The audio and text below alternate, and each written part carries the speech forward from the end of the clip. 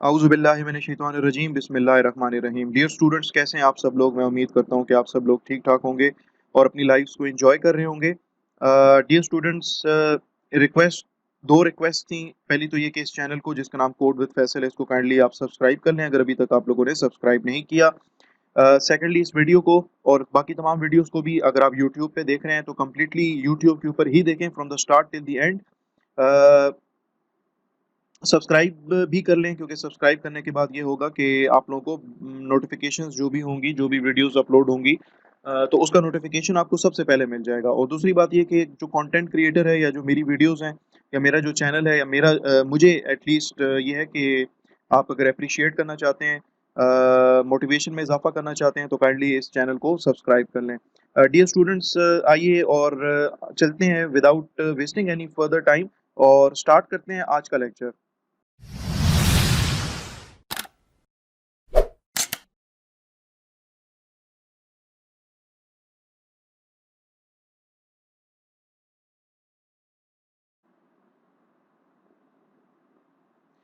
तो dear students, PPT slide में open कर लेता हूँ और देख लेते हैं कि आज के लेक्चर के अंदर हम लोगों ने क्या पढ़ना है।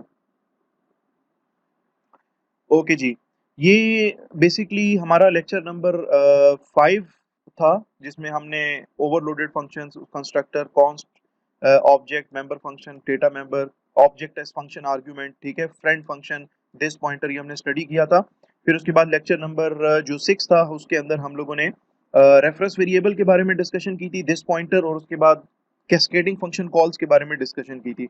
आज हमारा वीक नंबर 3 का जो है लेक्चर नंबर 3 है, जिसके अंदर हम लोग कोशिश करेंगे कि डायनामिक मेमोरी एलोकेशन, कंपोजिशन, यानी कि ऑब्जेक्ट्स एज मेंबर्स ऑफ, यानी कि objects of another class acting as members of a class, इसको डिस्कस कर लें। इसके ऊपर प्रोग्रामिंग एग्जांपल भी कर लेंगे और फिर उसके बाद हम इसमें डिस्कस करेंगे इस पर्टिकुलर लेक्चर के अंदर कि member function returning an object of a class, के मेंबर फंक्शन किसी क्लास का मेंबर फंक्शन जो है वो क्लास के ऑब्जेक्ट को कैसे रिटर्न करेगा।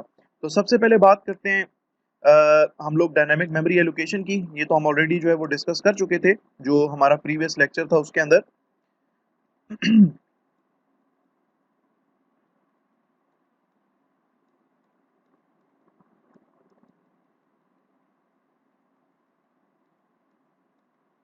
ओके जी, dynamic memory management. C++ enables the programmers to control the allocation and deallocation of memory in a program for any built-in or user-defined type. C++ एक ऐसी प्रोग्रामिंग लैंग्वेज है जो कि अपने प्रोग्रामर्स को ये फैसिलिटी प्रोवाइड करती है कि वो अपनी मर्जी से रैम के अंदर मेमोरी जो है वो एलोकेट कर सकें to any of its built in types. Built in types का मतलब है primitive data types like integer, character, float, unsigned long integer, signed integer, वगैरह वगैरह। ना सिर्फ उसके वेरिएबल्स वो क्रिएट कर सकते हैं और उसके लिए जो है वो मेमोरी के अंदर स्पेस एलोकेट कर सकते हैं, बल्कि जो यूजर डिफाइंड टाइप्स हैं, लाइक अगर आपने कोई स्ट्रक्चर बनाया है तो स्ट्रक्चर का जो वेरिएबल होगा वो यूजर डिफाइंड टाइप है। आपने कोई क्लास डिफाइन की हुई है और क्लास का आप कोई ऑब्जेक्ट बनाते हैं तो वो भी आपका जो है एक यूजर डिफाइंड टाइप होता है।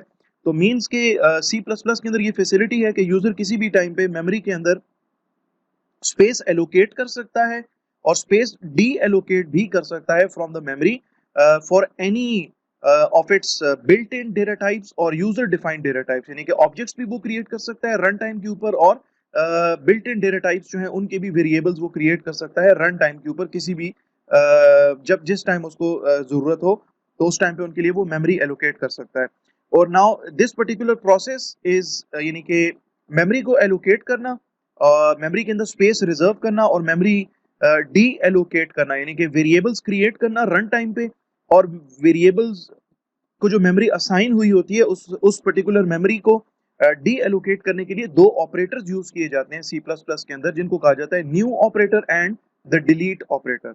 न्यू ऑपरेटर के थ्रू हम लोग मेमोरी जो है वो रन टाइम के ऊपर, जिसको डायनेमिकली मेमोरी एलोकेशन भी कहते हैं, न्यू ऑपरेटर के थ्रू हम रन टाइम के ऊपर मेमोरी को एलोकेट कर सकते हैं। और डिलीट के केस में, डिलीट जो ऑपरेटर है इस केस में अगर आपने कोई वेरिएबल या कोई ऑब्जेक्ट अगर रन टाइम पे बनाया है, उसके लिए अगर आपने मेमोरी जो है वो एलोकेट की है रन टाइम के ऊपर, तो आप उसको इस पर्टिकुलर ऑपरेटर यानी कि डिलीट के ऑपरेटर के थ्रू उस पर्टिकुलर मेमोरी लोकेशन को आप डी एलोकेट कर सकते हैं, ठीक है, जो उसके लिए मेमोरी एलोकेट हुई थी उसको आप डी एलोकेट कर सकते हैं। For example in employee class, ठीक है, फॉर एग्जांपल आपके पास एक क्लास है जी एम्प्लॉय की क्लास, जिसमें लेट्स सपोज नेम है कैरेक्टर अरे या नेम है लेट्स सपोज स्ट्रिंग टाइप का, इट हैज सम साइज, ठीक है, फॉर एग्जांपल उसका अपना को साइज आपने मेंशन किया हुआ है जी कि 25, ठीक है।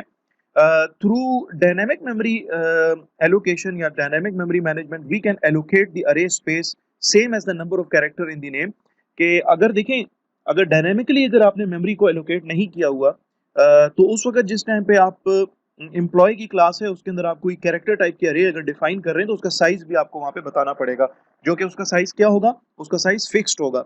और इसको कहा जाता है स्टैटिकली आपने अपना कोई वेरिएबल अगर बनाया हुआ है, ठीक है, और डायनेमिकली अगर आप कोई वेरिएबल बनाते हैं with the help of this new operator, तो जितना आपके एम्प्लॉय किसी एक एम्प्लॉय ऑब्जेक्ट का नेम है, जितनी उसकी उसकी लेंथ है या जितनी उसके नंबर ऑफ कैरेक्टर्स हैं, तो उतनी ही साइज की अरे जो है वो आप उसके लिए डिक्लेयर कर सकते हैं with the help of dynamic memory management या डायनेमिक मेमोरी एलोकेशन, ठीक है। So through dynamic memory allocation we can allocate the array space same as the number of characters in the name। तो characters जितने भी आ रहे हैं उसके नाम के अंदर, तो जितने उसके नाम के अंदर characters हैं आप उतनी ही लंबी array जो है वो उसके लिए define कर सकते हैं अगर आपने array बनाई हुई है न्यू ऑपरेटर के थ्रू, या अगर आपने array बनाई हुई है थ्रू डायनेमिक मेमोरी मैनेजमेंट। इससे ये होगा कि आपकी स्पेस बच जाएगी।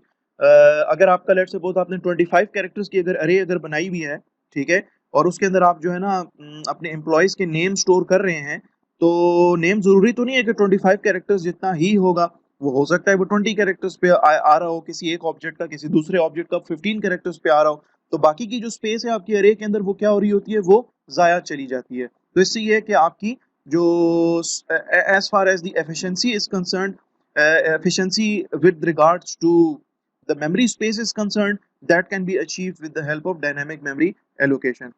Dynamically allocating memory in this fashion causes an array to be created in the free store। तो अगर आपने इस तरीके से कोई अरे बनाई है या कोई सा भी आपने वेरिएबल या कोई सा भी आपने किसी क्लास का ऑब्जेक्ट अगर आपने बनाया हुआ है with the help of this new operator, तो वो जो अरे होगी या वो जो वेरिएबल होगा या वो जो ऑब्जेक्ट होगा that will be created in the free store. और फ्री स्टोर बेसिकली उस मेमोरी लोकेशन का नाम है जहां पे आपके रन टाइम के ऊपर या आपकी डायनामिकली आपके ऑब्जेक्ट्स और डायनामिकली आपके वेरिएबल्स क्रिएट होंगे, उसको हम फ्री स्टोर या उसको हीप कहते हैं, ठीक है। उस मेमोरी के उस एरिया को हीप कहा जाता है जिसके अंदर आपके वेरिएबल्स, जिसके अंदर आपकी अरेज, जिसके अंदर आपके स्ट्रक्चर का ऑब्जेक्ट, जिसके अंदर आपके क्लासेस के ऑब्जेक्ट्स क्रिएट हो रहे हैं डायनामिकली, तो वो डायनामिकली क्रिएट होंगे इस पर्टिकुलर लोकेशन में मेमोरी के, जिसको हीप कहा जाता है। Heap is a region of memory assigned to each program for storing objects created at execution time। Heap जो है बेसिकली आपकी रैम के अंदर, आपकी मेमोरी के अंदर एक रीजन होता है, एक एरिया होता है, हर प्रोग्राम को वो असाइन होता है to store the objects created at execution time. यानी कि आपका प्रोग्राम जो है ना वो इस टाइम पे एग्जीक्यूशन के अंदर है, और ड्यूरिंग द एग्जीक्यूशन अगर कोई ऑब्जेक्ट क्रिएट होता है तो वो ऑब्जेक्ट आपका इस हीप रीजन के अंदर जाके क्रिएट होगा। Once the memory is allocated, ठीक है, अगर आपने एक कोई अरे बना ली, कोई आपने इंटीजर वेरिएबल आपने कोई बना दिया, कोई कैरेक्टर वेरिएबल अगर आपने बना दिया है, कोई ऑब्जेक्ट आपने क्रिएट कर दिया रन टाइम के ऊपर, तो उसको ना मेमोरी एलोकेट हो जाएगी। And once the memory is allocated in the free store यानी कि in the heap, pointer a pointer points to the first byte of that allocated memory. तो जब भी हम कोई ऑब्जेक्ट क्रिएट करेंगे रन टाइम पे, कोई वेरिएबल क्रिएट करेंगे रन टाइम पे, या कोई एरे हम बनाएंगे रन टाइम पे, तो हम ना एक पॉइंटर बनाएंगे जो कि पॉइंट कर रहा होगा उस पर्टिकुलर मेमोरी लोकेशन, उस पर्टिकुलर मेमोरी हीप के अंदर, उस पर्टिकुलर मेमोरी लोकेशन के फर्स्ट बाइट को वो पॉइंट कर रहा होगा जहां पे आपका वो वेरिएबल बना होगा या जहां पे आपका वो ऑब्जेक्ट जो है वो क्रिएट हुआ होगा। आफ्टर यूज्ड या after using the memory can be return to heap by using the delete operator. ये भी बहुत जरूरी है कि आप जब भी कोई मेमोरी लोकेशन जो है वो एलोकेट करते हैं रन टाइम पे, कोई वेरिएबल आपने बना दिया, कोई अरे अगर आपने बना दिया है, कोई ऑब्जेक्ट आपने अगर बना दिया है, या स्ट्रक्चर का आपने कोई वेरिएबल बना दिया है एट रन टाइम, तो प्रोग्राम खत्म होने से पहले आपकी ये रिस्पॉन्सिबिलिटी है कि the memory should be return to the heap by using the delete operator. Delete operator के थ्रू आपको वो जो मेमोरी स्पेस आपने जो एलोकेट की थी for any any data type, ठीक है, क्रिएटेड एट रन टाइम, तो उसको ना डी एलोकेट भी आपको करना पड़ेगा, और उसको डी एलोकेट करने के लिए ये डिलीट का कीवर्ड या डिलीट का ऑपरेटर जो है वो हमें यूज करना पड़ता है। Dynamic memory basic types, C++ allows you to provide an initializer for a newly created fundamental type variable। Basically fundamental type variable आपका जो है ये वो वेरिएबल्स होते हैं जिनकी डेटा टाइप जो है ना वो फंडामेंटल होती है, जिसको प्रिमिटिव डेटा टाइप भी कहते हैं, जैसे कि इंटीजर है, कैरेक्टर है, फ्लोट है, डबल है, वगैरह वगैरह। तो इस केस के अंदर क्या है कि अगर मैं ये स्टेटमेंट लिख देता हूं अपने प्रोग्राम के अंदर कि मैं लिखता हूं डबल स्टैटिक पीटीआर, यहाँ पे मैंने एक पॉइंटर बनाया है जिसका नाम है पीटीआर, और इस पॉइंटर की टाइप है डबल। तो double PTR is equal to, और यहाँ पे मैंने स्टेटमेंट लिखा है, मैंने ये ऑपरेटर लगाया है न्यू का ऑपरेटर, और मैं कह रहा हूं कि यार एक नई मेमोरी लोकेशन या एक नया वेरिएबल क्रिएट कर दो जो कि डबल टाइप का होगा, और इसके अंदर जो वैल्यू स्टोर होगी वो वैल्यू होगी 3.14159। और ये जो मेमोरी लोकेशन है जो कि रन टाइम पे क्रिएट हुई है, इसको ना ये पॉइंटर जो है इसके फर्स्ट बाइट को ये पॉइंटर जो होगा वो पॉइंट कर रहा होगा, ठीक है। तो जैसे ये आपका स्टैटिक पीटीआर है, ठीक है, ये पॉइंटर है, आपका पॉइंटर भी स्पेस लेगा मेमोरी के अंदर, ठीक है। और ये आपका वो मेमोरी लोकेशन है, हीप का वो मेमोरी लोकेशन है जिसके अंदर ये वैल्यू स्टोर हुई भी है 3.14159, जो कि आपने क्रिएट की है रन टाइम के ऊपर, और इसके फर्स्ट बाइट का एड्रेस है फॉर एग्जांपल 704। तो ये 704 जो है वो इस पॉइंटर के अंदर आके स्टोर होगा, क्योंकि पॉइंटर का मकसद ये होता है कि किसी और वेरिएबल का एड्रेस अपने पास स्टोर करे। तो basically now this pointer PTR is pointing towards this particular memory location जिसकी डेटा टाइप जो है वो डबल है, और जिसके अंदर वैल्यू स्टोर है, जिसके अंदर डेटा स्टोर है 3.14159, ठीक है।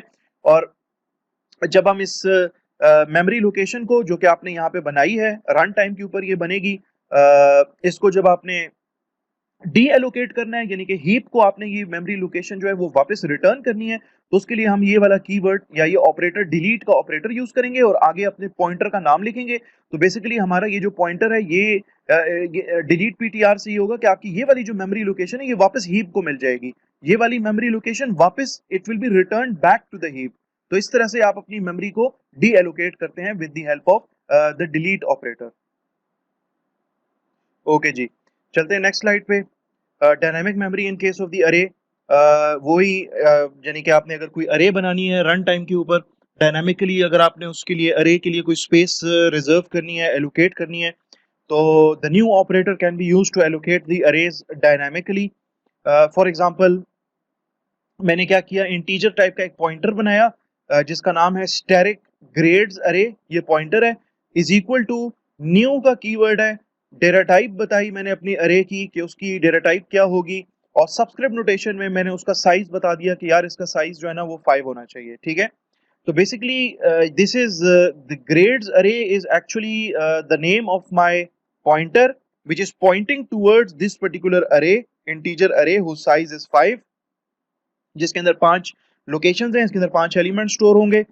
जाहिर सी बात है जब कोई पॉइंटर आपका होता है तो उस पॉइंटर की डेटा टाइप और उस पर्टिकुलर मेमोरी लोकेशन की डेटा टाइप जो है वो दोनों की दोनों क्या होनी चाहिए, सेम होनी चाहिए, ठीक है।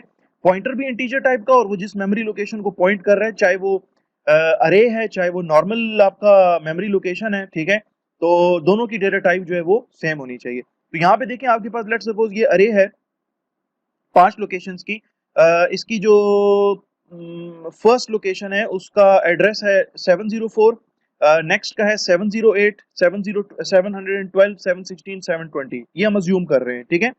और चूंकि ये इंटीजर टाइप की है तो इंटीजर जो है वो 4 बाइट्स का होता है, तो अगर ये पहली लोकेशन का स्टार्टिंग अगर है 704 तो ये खत्म होगा 707 के ऊपर, और 708 वाली जो बाइट है यहाँ से आपकी दूसरी लोकेशन शुरू होगी, और तीसरी लोकेशन का एड्रेस स्टार्टिंग है 712, चौथी का 716 और पांचवी का 720। तो ये आपकी अरे बन जाएगी हीप के ऊपर, ठीक है। डायनामिकली आपकी अगर जो अरे बना रहे हो 5 लोकेशन की वो हीप पे बन जाएगी। फिर उसके बाद आपके पास यहाँ पे आपका वो पॉइंटर है जिसका नाम वैसे ग्रेड्स अरे है, यहाँ पे एस मिसिंग है इस एनिमेशन के अंदर, बहरहाल। तो इस पॉइंटर के अंदर ना आपकी ये जो अरे का जो स्टार्टिंग एड्रेस है ना 704, ये इसके अंदर आके स्टोर होगा। मींस कि आपका ये जो पॉइंटर है ना, ये इस पर्टिकुलर अरे को क्या कर रहा है, इस पर्टिकुलर अरे को ये पॉइंट कर रहा है, और इस पॉइंटर के थ्रू आप इस अरे के एलिमेंट्स को भी जो है वो एक्सेस कर सकते हैं। ठीक है, और आखिर में जब आपने इस डायनामिकली एलोकेटेड ये जो अरे आपने जो बनाई है रन टाइम के ऊपर, इसको अगर आपने डी एलोकेट करना है तो डी एलोकेट का तरीका ये है कि आप डिलीट का कीवर्ड लिखेंगे, ये जो स्क्वायर ब्रैकेट्स हैं जो कि सबस्क्रिप्ट नोटेशन है ये लगाएंगे, और इसके बाद आप अपना जो पॉइंटर का नाम है ग्रेड्स अरे, ठीक है, अपने पॉइंटर का नाम लिखेंगे और सेमीकोलन लगाएंगे, तो आपकी ये जो मेमोरी है स्पेस जो एलोकेट हुई हुई थी ये डी एलोकेट हो जाएगी और ये वापस हीप को मिल जाएगी। कुछ सिंपल एग्जांपल्स हैं, उनको ट्राई आउट कर लेते हैं और देख लेते हैं कि किस तरीके से रन टाइम के ऊपर या डायनामिकली मेमोरी जो है वो किस तरीके से एलोकेट कर सकते हैं हम लोग। तो चलते हैं और कोड ब्लॉक्स को ओपन कर लेते हैं, और मैं इसके अंदर जो है एक नया प्रोजेक्ट बना लेता हूँ। कंसोल एप्लीकेशन है, C++ की एप्लीकेशन है, इसको नेक्स्ट कर लेते हैं, और प्रोजेक्ट का टाइटल जो है डायनामिक मेमोरी एलोकेशन, तो इसका नाम मैं रख देता हूँ DMA1। इसको नेक्स्ट कर लेते हैं, इसको फिनिश कर लेते हैं। DMA1 के अंदर ये main.cpp आपकी फाइल है, ठीक है। इसके अंदर ये जो स्टेटमेंट है, स्टेटमेंट को मैं यहाँ से रिमूव कर लेता हूँ, और यहाँ पे मुझे एक हेडर फाइल की जरूरत पड़ेगी, उसको मैं इंक्लूड कर लेता हूँ, जिसका नाम है स्ट्रिंग, ठीक है। और मेन फंक्शन के अंदर मैं क्या कर रहा हूँ कि यहाँ पे मैं एक नया स्ट्रिंग क्रिएट करता हूँ, ठीक है, डायनामिकली। तो मैं यहाँ पे लिख देता हूँ लेट्स सपोज स्ट्रिंग, यहाँ पे सबसे पहले तो हम लगाएंगे एक पॉइंटर, ठीक है, पॉइंटर डिक्लेयर किया, और ptr is equal to new string, ये पॉइंटर जो है ना एक स्ट्रिंग टाइप के मेमोरी लोकेशन को पॉइंट कर रहा है, और उस पॉइंटर का नाम जो है वो ptr है। ओके जी, तो ये जो पॉइंटर है हमारा ptr, ये इस स्ट्रिंग टाइप के वेरिएबल को पॉइंट कर रहा होगा, और ये जो वेरिएबल बनेगा ये रन टाइम के ऊपर बनेगा, ठीक है। इससे पहले लेट सपोज मैं अगर यहाँ पे लिख देता हूँ ना इंटीजर नंबर 1, तो ये जो मेरा वेरिएबल बन रहा है ना, इसको हम कहते हैं कि ये जो वेरिएबल आपका बन रहा है इसको कहते हैं स्टैटिकली आपका ये वेरिएबल बन रहा है, यानी कि कंपाइल टाइम पे आपका ये वेरिएबल बन रहा है। लेकिन यहाँ पे ये जो आपका ये जो आपकी मेमोरी लोकेशन जो रिजर्व हो रही है ना स्ट्रिंग वेरिएबल के लिए, जिसको पॉइंट कर रहा है आपका ये पॉइंटर ptr, ये वाली जो मेमोरी लोकेशन है ये रिजर्व होगी रन टाइम के ऊपर, जब आपका प्रोग्राम चलेगा उसके बाद ये इसके लिए मेमोरी रिजर्व होगी। जबकि ये जो वेरिएबल है आपका इंटीजर नंबर 1, इसके लिए मेमोरी जो है वो रिजर्व हो जाती है एट कंपाइल टाइम, ठीक है। तो इसमें फर्क है, कंपाइल टाइम पे जो आपकी मेमोरी जो रिजर्व होती है वो मेमोरी के एक हिस्से में जाके स्टोर होती है, एक डिफरेंट हिस्से के अंदर, ठीक है, और आपकी जो रन टाइम के ऊपर आपकी जो मेमोरी एलोकेट होती है वो एक डिफरेंट लोकेशन, जिसको अभी हमने जिक्र किया था, हीप के ऊपर जाके आपकी जो मेमोरी है वो एलोकेट होगी। बहरहाल अब हम क्या कर रहे हैं कि मैं यूजर को एक मैसेज दे देता हूं, ठीक है, मैं यूजर को मैसेज देता हूं कि एंटर योर नेम, ठीक है, और इसके लिए मैं cin स्टेटमेंट यूज कर सकता हूं, लेकिन इसमें एक प्रॉब्लम आएगी, वो भी आपको मैं बता दूंगा। और यहाँ पे मैं अपने पॉइंटर का नाम लिखूंगा विद अ स्टैरिक, ठीक है, और सी आउट स्टेटमेंट मैं लगाऊंगा \n, और यहाँ पे लिखते हैं कि the name you entered was, और यहाँ पे स्टैरिक ptr। इसके बाद मैं इसको डिलीट भी करना चाहूंगा, इस या मेमोरी लोकेशन को जो कि मैंने एलोकेट की थी रन टाइम के ऊपर, तो इसके लिए मैं डिलीट का कीवर्ड यूज करूंगा, डिलीट, और आगे अपने पॉइंटर का नाम लिख दूंगा ptr, तो आपकी जो मेमोरी लोकेशन जो एलोकेट हुई थी रन टाइम के ऊपर ये डिलीट हो जाएगी। इसको मैं प्रोग्राम को सेव कर लेता हूँ, और इसको मैं कर लेता हूँ बिल्ड कर लेता हूँ, ठीक है, कोई एरर नहीं है, और इसको मैं रन कर लेता हूँ। तो आपसे कह रहे हैं एंटर योर नेम, ठीक है, मैं नेम एंटर कर देता हूँ अहमद, तो इसने कहा the name you entered was Ahmad, और इसके बाद आपका प्रोग्राम जो है वो टर्मिनेट हो गया। मैंने थोड़ी देर पहले अभी जिक्र किया था कि I can use the C in statement as well, ठीक है, लेकिन इसके अंदर एक प्रॉब्लम आएगी। इसको मैं रन करता हूं, अभी आपको मैं दिखाता हूं। मैं लिखता हूं अहमद बिलाल, एंटर किया, तो कह रहे the name you entered was Ahmad, Bilal को इसने स्किप कर दिया, तो सी एन स्टेटमेंट यहाँ पे फिर नहीं चलेगी, यहाँ पे मुझे यूज करना पड़ेगा गेट लाइन का मेथड। ठीक है, इस जगह पे I will have to use the get line method. तो गेट लाइन का मेथड है, इसमें हम पास करते हैं सी इन, ये हम ऑलरेडी पहले भी डिस्कस कर चुके हैं, और जिस मेमोरी लोकेशन पे आपने वैल्यू डालनी है वो है स्टैटिक पीटीआर। ठीक है, स्टैटिक पीटीआर। तो अब ये जो नेम आप इसको देंगे वो ये एक्सेप्ट करेगा with spaces as well, spaces को भी अब ये एक्सेप्ट कर लेगा। ठीक है, जो कि पहले नहीं कर रहा था। एंटर किया तो कह रहे the name you entered was Ahmad Bilal.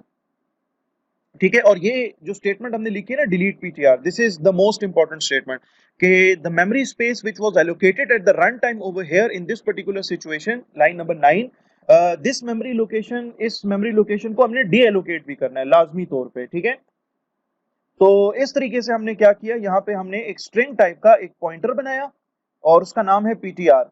इस पॉइंटर के अंदर एड्रेसेस स्टोर होते हैं, तो इस पॉइंटर को मैंने कहा pointer is equal to new string, यानी कि हीप पे जाओ डायनामिकली रन टाइम के ऊपर और वहां पे एक स्ट्रिंग क्रिएट करो।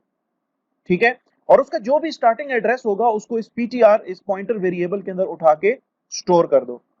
फिर मैसेज दिया मैंने कि एंटर योर नेम। ठीक है, इससे पहले मैंने लिखा था इस तरीके से cn और स्टैटिक पीटीआर। स्टैटिक पीटीआर के अंदर हम लोगों ने फंडामेंटल्स ऑफ प्रोग्रामिंग के कोर्स के अंदर जब पॉइंटर्स पढ़े थे तो वहां पे मैंने आपको बताया था कि स्टैटिक का मतलब होता है इन डायरेक्शन ऑपरेटर। यहां पे पहले तो ये समझने की जरूरत है कि ये पॉइंटर पॉइंट किसको कर रहा है। ये पॉइंटर पॉइंट कर रहा है हीप के ऊपर बनी हुई एक स्ट्रिंग को। ठीक है, और स्टैटिक पीटीआर का मतलब है बेसिकली कि यार उस लोकेशन पे जाओ जिस लोकेशन का एड्रेस मेरे पास पड़ा हुआ है और उस लोकेशन में इनपुट करो, उस लोकेशन में जो है ना आप ये स्ट्रिंग इनपुट कर दें। ठीक है, तो इसके लिए आप cn यूज कर लेते हैं, तो cn से क्या होता है वो भी हमने देख लिया है, तो इसलिए मैं यहाँ पे क्या यूज करता हूँ, गेट लाइन। तो गेट लाइन में यहाँ पे cn और कॉमा उस वेरिएबल का नाम जिस वेरिएबल में आपने, या उस लोकेशन का नाम जिस लोकेशन पे जाके आपने वैल्यू स्टोर करनी है, तो उस लोकेशन का एड्रेस तो पीटीआर में पड़ा है। स्टैटिक लगाने से ये होगा कि you will be accessing that particular memory location जिसको पॉइंट कर रहा है या जिसका एड्रेस पीटीआर के अंदर पड़ा है। बहरहाल आपने ये वैल्यू डाल दी, ये वैल्यू इस स्ट्रिंग में जाके स्टोर होगी जो कि आपका नया स्ट्रिंग है जो कि आपका बना था डायनामिकली रन टाइम के ऊपर। नाउ सी आउट स्टेटमेंट है और यहाँ पे लिखा है the name you entered was. अब आप देखना चाह रहे हैं कि आपने क्या वैल्यू इनपुट की थी, क्या हमें वही वैल्यू रिटर्न करके देगा, नहीं देगा, आउटपुट में क्या वैल्यू दिखा रहा है। तो जस्ट फॉर मेकिंग श्योर कि वही वैल्यू हमें रिटर्न हो, हम यहाँ पे दोबारा लिख देते हैं स्टैटिक पीटीआर। अगर मैं यहाँ पे पीटीआर लिख दूं तो बेसिकली ये मुझे रिटर्न करेगा, उस स्ट्रिंग का एड्रेस रिटर्न करके देगा। ठीक है, इसको मैं सेव कर लेता हूं और इसको मैं बिल्ड कर लेता हूं और बिल्ड करने के बाद इसको मैं रन करके आपको दिखाता हूं। ठीक है, मैंने तो लिखा यहाँ पे अहमद बिलाल। ठीक है, जबकि ये मुझे एड्रेस रिटर्न करके दे रहा है 0x1f1790। This is the starting address, this is the address of the location of the string जहां से स्ट्रिंग आपकी शुरू हो रही है। लेकिन मुझे तो यहाँ पे एड्रेस थोड़ी चाहिए, मुझे तो यहाँ पे वो वैल्यू चाहिए जो कि स्ट्रिंग लोकेशन के अंदर पड़ी है। तो मैं यहाँ पे इन डायरेक्शन ऑपरेटर लगा दूंगा जिस जो कि स्टैटिक का साइन है। अब मैं जो भी वैल्यू यहाँ पे मैं इनपुट कर रहा हूं इस स्ट्रिंग के अंदर थ्रू दिस पॉइंटर। ठीक है, लेट्स सपोज यहाँ पे मैं लिख देता हूं नुमान खान, तो यही वैल्यू जो है ना ये मुझे रिटर्न भी करके दे रहा है। यहाँ पे ये वैल्यू जो है मुझसे ले रहा है, इनपुट करवा रहा है। ठीक है, सेट कर रहा है वैल्यू और यहाँ पे ये वैल्यू मुझे रिटर्न करके दे रहा है, रीड करके दे रहा है on that particular location. Okay जी, इसी प्रोग्राम के अंदर और फिर बहुत इंपॉर्टेंट आखिरी चीज ये कि डिलीट पीटीआर के इस पॉइंटर को या इस मेमोरी लोकेशन को जो कि आपने रन टाइम के ऊपर एलोकेट की थी इसको डी एलोकेट भी कर दे। ओके जी, अब चलते हैं और एक इंटीजर टाइप का एक पॉइंटर बनाते हैं। मैंने इसका नाम पीटीआर रख देता हूं और PTR is equal to new integer. ठीक है, और इस न्यू इंटीजर के अंदर जो है लेट्स सपोज मैंने वैल्यू जो है वो 10 डाल दी है। ठीक है, अब मैं इसकी वैल्यू जो है ना वो देखना चाह रहा हूं, तो सी आउट स्टेटमेंट के थ्रू मैं लिखूंगा कि the value stored in the dynamically created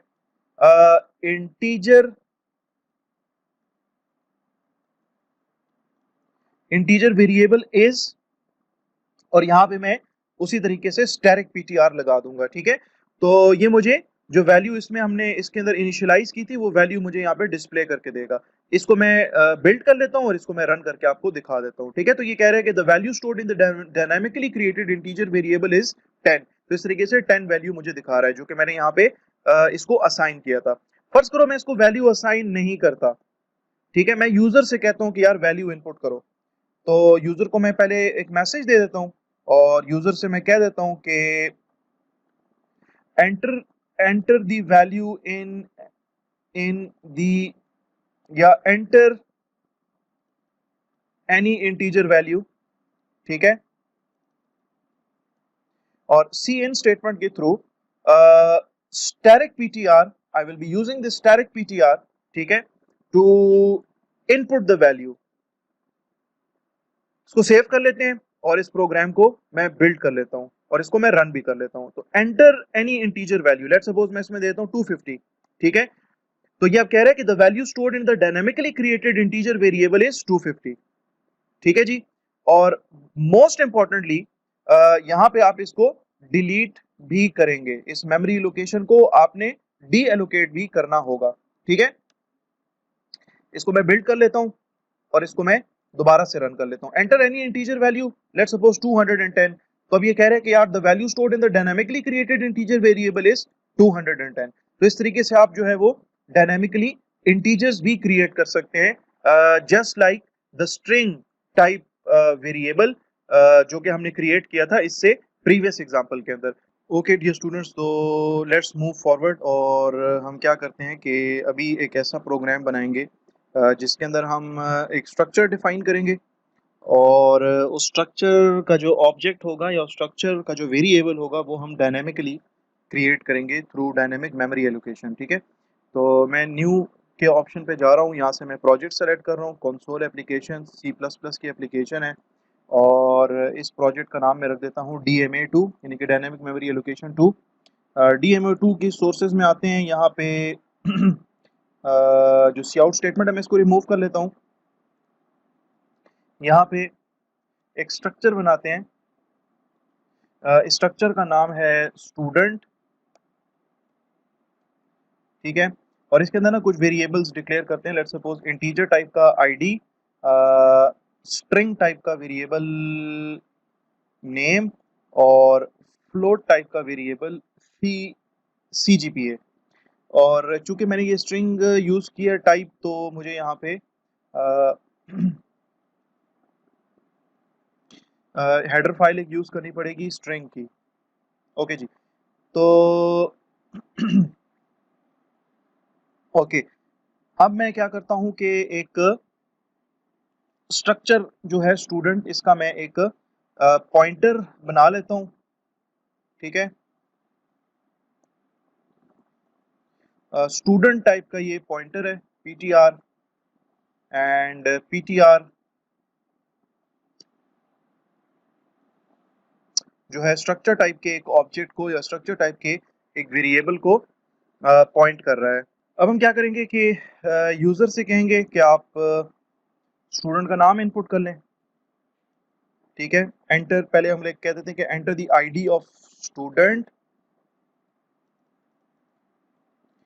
और सी इन स्टेटमेंट के थ्रू हम अपने पॉइंटर का नाम लिखेंगे और एरो ऑपरेटर लगाएंगे और आईडी की वैल्यू जो है वो इस आईडी वेरिएबल में डालनी है, लिहाजा यहाँ पे आईडी वेरिएबल का नाम लिख देंगे।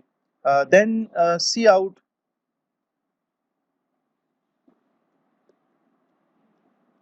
Enter the name of student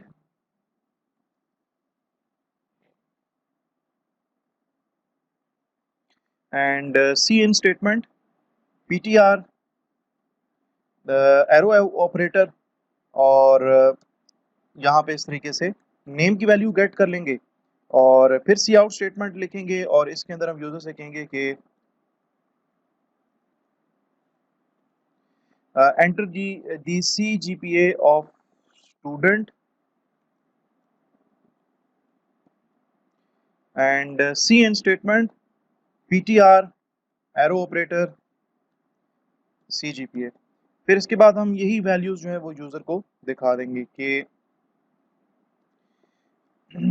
the name of student is PTR arrow operator.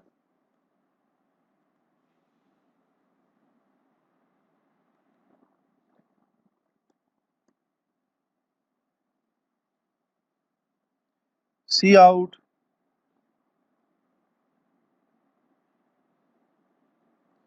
the ID of student is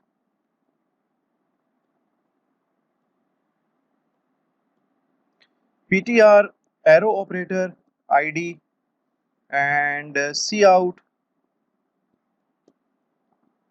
the CGPA of student is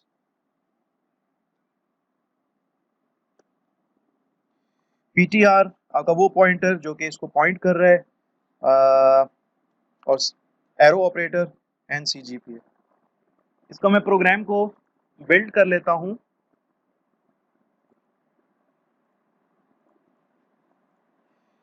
इस प्रोजेक्ट को बिल्ड कर लेते हैं, इसको रन कर लेते हैं। ये कह रहा है enter the ID of student, let's suppose ID है 120, enter the name of student, let's suppose name is Noman, CGPA let's suppose 3.76, enter किया तो ये आपको दिखा रहा है कि the name of student is Noman, the ID of student is 120 जो कि आपने एंटर की थी, the CGPA of student is 3.76, ठीक है।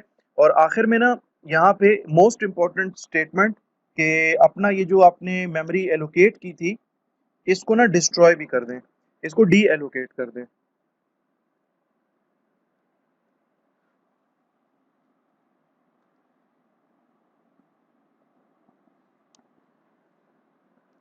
ओके जी, क्या है जी, एक सिंपल एक स्ट्रक्चर हमने बनाया है जिसके अंदर 3 वेरिएबल्स हैं, इंटीजर टाइप की आईडी, स्ट्रिंग टाइप का नेम, फ्लोट टाइप का CGPA। मेन फंक्शन में आते हैं स्टूडेंट टाइप, यानी कि ये स्ट्रक्चर है ना स्टूडेंट हमारा, स्टूडेंट टाइप की हम एक स्टूडेंट टाइप का हम एक पॉइंटर बनाते हैं स्टैटिक PTR, एंड PTR में क्या पड़ा है, PTR will point towards this new variable जिसकी टाइप जो है ना वो स्टूडेंट है, और ये वेरिएबल जो है वो डायनेमिकली क्रिएट हुआ है, रन टाइम के ऊपर क्रिएट हुआ है। फिर हम कहते हैं कि enter the ID of the student, तो जो यहाँ पे स्टूडेंट स्ट्रक्चर टाइप का जो वेरिएबल यहाँ पे क्रिएट हुआ है डायनामिकली, उसकी आईडी वाले एलिमेंट के अंदर हम जो है वैल्यू पुट करना चाह रहे हैं। कैसे पुट करेंगे, हम पॉइंटर का नाम लिखेंगे जो कि पॉइंट कर रहा है इस पर्टिकुलर वेरिएबल को, स्टूडेंट वेरिएबल को, स्टूडेंट टाइप के वेरिएबल को, PTR, और उसके बाद यहाँ पे एरो ऑपरेटर और अपनी आईडी वेरिएबल का नाम लिख देंगे। Cout statement enter the name of student, CN statement PTR वही पॉइंटर एरो ऑपरेटर, और जिस वेरिएबल में आपने नाम भिजवाना है स्ट्रिंग टाइप का वो वेरिएबल है उसका नाम है नेम, उसका नाम लिख दें, and enter the CGPA student, CN statement PTR वही पॉइंटर जो कि इस वेरिएबल को पॉइंट कर रहा है, एरो ऑपरेटर लगा के इसके CGPA वेरिएबल को, इसके एलिमेंट को, इसके मेंबर को आप इस तरीके से एक्सेस कर सकते हैं, और ये वैल्यू इसके अंदर जाके स्टोर होगी जो भी वैल्यू आप यहाँ पे पुट कर रहे हैं। और फिर वही वैल्यूज जो कि आपने पुट की थी वो आप अब आउटपुट कर रहे हैं, उसको दिखा रहे हैं Cout स्टेटमेंट्स के थ्रू। आप लिख रहे हैं the name of student is PTR arrow operator name, the ID of student is PTR arrow operator ID, the CGPA of student is PTR arrow operator CGPA, और डिलीट PTR से क्या होगा कि आपका ये जो डायनामिकली एलोकेट हुई थी स्पेस, मेमोरी स्पेस इस पर्टिकुलर स्ट्रक्चर टाइप के वेरिएबल के लिए, ये मेमोरी स्पेस जो है ये डी एलोकेट हो जाएगी। तो आई होप के you have understood this particular example as well. तो डियर स्टूडेंट्स, अभी तक हम लोगों ने जो एग्जांपल्स देखी हैं डायनामिक मेमोरी एलोकेशन की, उसके अंदर हम लोगों ने क्या किया है स्पेसिफिकली कि हम लोगों ने इंटीजर टाइप का एक वेरिएबल बना दिया, इसी तरीके से हम लोगों ने स्ट्रक्चर टाइप का एक वेरिएबल जो है वो हमने बनाया है डायनामिकली। और अब नेक्स्ट एग्जांपल के अंदर हम क्या करेंगे कि हम एक क्लास लेंगे, ठीक है, और उस क्लास का हम डायनामिकली एक वेरिएबल या एक ऑब्जेक्ट बनाएंगे रन टाइम के ऊपर। टाइम बचाने के लिए मैंने क्या किया है कि मैंने प्रोग्राम जो है वो पहले से लिख दिया है। मैं आपको एक्सप्लेन कर देता हूँ ये प्रोग्राम। बेसिकली इसके अंदर क्या हो रहा है, using name space std class time, मैंने क्लास डिफाइन की है जिसका नाम है टाइम, और इस क्लास के अंदर प्राइवेट डेटा मेंबर्स हैं integer hours, integer minutes, integer seconds. Public में यहाँ पे इसका एक पैरामीटराइज कंस्ट्रक्टर है time, integer h is equal to 0, integer m is equal to 0 and integer s is equal to 0। इसके अंदर जो है एक मेथड कॉल हो रहा है, एक मेंबर फंक्शन कॉल हो रहा है जिसका नाम है सेट टाइम। और इस सेट टाइम मेंबर फंक्शन को हम आवर्स की वैल्यू, मिनट्स की वैल्यू, यानी कि वेरिएबल h की वैल्यू, वेरिएबल m की वैल्यू, वेरिएबल s की वैल्यू दे रहे हैं। और सेट टाइम मेथड क्या करेगा? सेट टाइम मेथड की डेफिनेशन आपके सामने है। सेट टाइम क्या करेगा कि ये जो तीनों वैल्यूज हैं, h की वैल्यू यहाँ पे इस वेरिएबल h के अंदर स्टोर कर देगा, यहाँ से भेजी हुई या यहाँ से पास की भी वैल्यू वेरिएबल m की वो अपने पास अपने वेरिएबल m में स्टोर कर देगा, और वेरिएबल s की वैल्यू जो कि इसको पास हुई है वो अपने वेरिएबल s में लाके कॉपी कर लेगा। और इसके बाद सेट टाइम का जो फंक्शन है वो अपने अंदर तीन डिफरेंट मेंबर फंक्शंस को कॉल कर रहा है जिसका नाम है सेट आवर्स। सेट आवर्स जो है उसको ये वेरिएबल h में जो पड़ी हुई वैल्यू है वो भिजवा देगा। सेट मिनट्स को वो वेरिएबल m अपने वेरिएबल m की वैल्यू भिजवा देगा, और सेट सेकंड्स को वो अपने वेरिएबल s की वैल्यू भिजवा देगा। फिर यहाँ पे सेट आवर्स का जो मेथड है सेट मिनट्स का और सेट सेकंड्स का वो डिफाइन किया हुआ है। वॉइड रिटर्न टाइप है इसकी। सेट आवर्स मेथड का नाम है इंटीजर h। जब ये सेट आवर्स चलेगा तो ये वेरिएबल h की वैल्यू यहाँ से पास हो रही है, यहाँ पे आके रिसीव होगी। यहाँ पे हम चेक कर रहे हैं कि यार चेक करो कि आवर्स की वैल्यू कहीं आवर्स की वैल्यू जो है it should be between 0 and less than 24। ठीक है, आवर्स की वैल्यू जो होती है वो 0 मिनिमम वैल्यू होनी चाहिए और मैक्सिमम जो है वो 23 होनी चाहिए। अगर तो ये क्राइटेरिया पे फुलफिल हो रहा है वेरिएबल h की वैल्यू, तो आवर्स वेरिएबल में जो कि आपकी क्लास का वेरिएबल है, क्लास का डेटा मेंबर्स है, इसके अंदर ना वेरिएबल h की वैल्यू भिजवा दो। वरना आवर्स वेरिएबल में जो कि आपके क्लास का वेरिएबल है इसके अंदर आप 0 वैल्यू भिजवा दें। इसी तरीके से सेट मिनट्स का मेथड है। सेट मिनट्स का मेथड आपके सामने है। सेट मिनट्स का मेथड जो है वो सेट टाइम का जो फंक्शन है, सेट टाइम का जो मेंबर फंक्शन है वो कॉल करेगा और उसको अपना वेरिएबल m की वैल्यू जो है वो इसको पास करेगा। सेट मिनट्स अपने वेरिएबल m की वैल्यू जो है, जब ये सेट मिनट्स का फंक्शन चलेगा तो अपने वेरिएबल m के अंदर इसकी वैल्यू जो है वो रिसीव करेगा। और यहाँ पे कंडीशन चेक होगी, यार चेक करो कि मिनट्स या इस m वेरिएबल की वैल्यू जो है it should be greater than और equal to 0 and the value of m should be less than 60। यानी कि मिनट्स जो है ना मैक्सिमम 59 हो सकते हैं और मिनिमम जो है वो 0 हो सकते हैं। अगर तो ये सिचुएशन है तो ये जो वेरिएबल m है, ये वाला वेरिएबल, इसकी वैल्यू जो है ना वो मिनट्स वेरिएबल के अंदर कॉपी कर दो और ये मिनट्स वेरिएबल आपकी इस क्लास का डेटा मेंबर है। वरना क्या करो, अगर यहाँ पे मिनट्स या वेरिएबल m की वैल्यू अगर 59 से ज्यादा है या 0 से कम है तो फिर मिनट्स वेरिएबल के अंदर 0 डाल दो। इसी तरीके से सेट सेकंड्स का मेथड है। ठीक है, सेट सेकंड्स का मेथड जो है वो यहाँ पे कॉल हुआ है इसी सेट टाइम के मेथड के अंदर। इसको जो है सेट सेकंड्स को हम ये वेरिएबल s की वैल्यू भिजवा रहे हैं। सेट टाइम जो फंक्शन है आपका, इसका जो वेरिएबल s है इसकी वैल्यू हम इसको पास ऑन कर रहे हैं as an argument. Set seconds का मेथड चलेगा, वहां से जो वैल्यू रिसीव होगी, जो पास होगी वैल्यू, वो यहाँ पे आके रिसीव होगी। और हम यहाँ पे चेक कर रहे हैं, मेक श्योर कर रहे हैं कि वेरिएबल s की वैल्यू जो है वो 0 से कम ना हो और 59 से ज्यादा ना हो। अगर ये सिचुएशन है तो आप इस वेरिएबल s की, ये जो वेरिएबल s है इसकी वैल्यू जो है ना वो सेकंड्स वेरिएबल के अंदर डाल दें, जो कि आपकी क्लास का वेरिएबल है सेकंड्स। वरना क्या करो, सेकंड्स वेरिएबल के अंदर 0 डाल दो। इसके बाद एक मेथड हमने बनाया है इंटीजर गेट आवर्स। ये आपको आवर्स की वैल्यू रिटर्न करके देगा और ये कांस्टेंट फंक्शन है। मींस कि ये जो गेट आवर्स का जो फंक्शन है ये आपके इस आवर्स वेरिएबल की वैल्यू को चेंज नहीं कर सकता। ठीक है, तो ये आवर्स वेरिएबल जो है ना, क्लास का वेरिएबल आवर्स, इसकी वैल्यू जो है ना वो आपको रिटर्न करके देगा। Get minutes will return you the value present in the minutes variable and get seconds will return you the value present in the seconds variable। और फिर एक मेंबर फंक्शन है प्रिंट टाइम के नाम से, ये भी कांस्टेंट है। रिटर्न टाइप इसकी वॉइड है। सी आउट, इसमें क्या रिटर्न हो रहा है या सी आउट स्टेटमेंट में हम क्या लिख रहे हैं, हम कॉल कर रहे हैं गेट आवर्स का फंक्शन जो कि आपको आवर्स वेरिएबल की वैल्यू रिटर्न करके देगा और इसके बाद आपको एक कोलन दिखाएगा जैसे डिजिटल क्लॉक के अंदर होता है। और उसके बाद गेट मिनट्स की वैल्यू रिटर्न करके देगा, क्योंकि गेट मिनट्स का फंक्शन आपके सामने है, वो आपको रिटर्न करके देता है मिनट्स वेरिएबल की value. And then full colon and then get seconds का फंक्शन, और गेट सेकंड्स का फंक्शन आपके सामने है जो कि आपको आपके क्लास के सेकंड्स वेरिएबल की वैल्यू आपको क्या करके देगा, रिटर्न करके देगा। तो चलते हैं मेन फंक्शन के अंदर। आपकी क्लास जो है वो यहाँ पे कंप्लीट हो गई है। ये आपका मेन फंक्शन है। ये टाइम क्लास या टाइम टाइप का एक पॉइंटर हमने बनाया है static ptr। ptr is equal to new time और इसमें हमने टाइम मेंशन किया है जी 22, 15 एंड 35। तो यहाँ पे क्या होगा कि आपका एक टाइम क्लास का ना एक नया ऑब्जेक्ट बनेगा, और ये ऑब्जेक्ट आपका बनेगा डायनामिकली, ये ऑब्जेक्ट आपका बनेगा रन टाइम के ऊपर। ये ऑब्जेक्ट आपका बनेगा, और इस ऑब्जेक्ट के बाद क्या होगा कि आपका जो है कंस्ट्रक्टर चलेगा टाइम क्लास का, ठीक है। और आपने यहाँ से क्या वैल्यूज भिजवाई है, 22, 15 एंड 35। तो आपके इस वेरिएबल h में 22 वैल्यू आ जाएगी, वेरिएबल m के अंदर जो वैल्यू है आपकी 15 वो आ जाएगी, और सेकंड्स के लिए जो वेरिएबल s आपने बनाया है इसके अंदर ये 35 वैल्यू आ जाएगी। फिर आपका ये सेट टाइम का फंक्शन कॉल होगा, और ये h की वैल्यू जो है आपने जो यहाँ पे जो पास की थी 22, 15 एंड 35, 22, 15 एंड 35, ये वैल्यूज यहाँ पे इस फंक्शन को पास ऑन हो जाएंगी सेट टाइम के। सेट टाइम का फंक्शन जो है वो 22 की वैल्यू इस वेरिएबल h में रिसीव करेगा, 15 है गालिबन, मिनट्स 15 है, ठीक है। तो यहाँ पे m की वैल्यू 15 है, वो यहाँ पे रिसीव होगी, सेकंड्स की वैल्यू 35 है, वो यहाँ पे वेरिएबल s के अंदर आके रिसीव होगी। और इसके बाद सेट आवर्स का फंक्शन चलेगा, और उसको वेरिएबल h की वैल्यू आप पास कर रहे हो जिसके अंदर 22 पड़ा है। सेट मिनट्स का फंक्शन चलेगा, उसको आप m वेरिएबल की वैल्यू पास कर रहे हो जिसके अंदर 15 वैल्यू पड़ी है।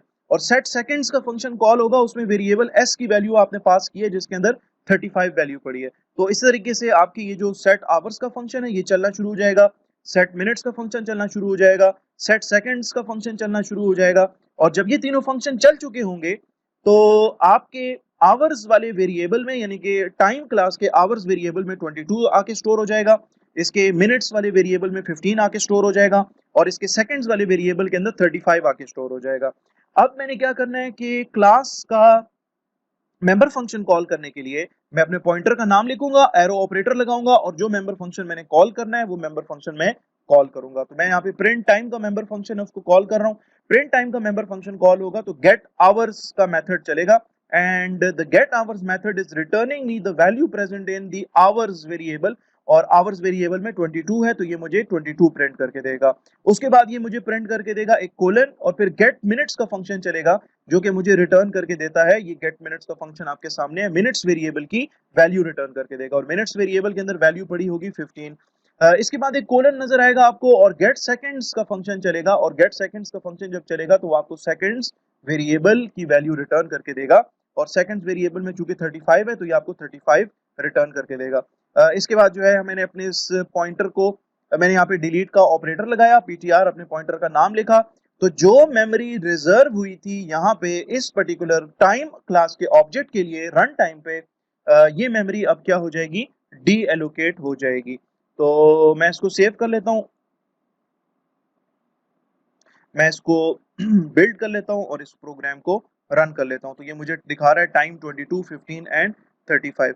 आप ये भी कर सकते हो कि आप यूजर से कह सकते हो कि यार आवर्स की, सेकंड्स की और मिनट्स की वैल्यू जो है ना वो इनपुट कर दो, ठीक है। इंटीजर h, इंटीजर मिनट्स के लिए m, सेकंड्स के लिए s, आप लिख दें यहाँ पे C out, enter the value of hours, C in h, then C out, user से मांगे, यूजर से कहें कि enter enter the value of minutes,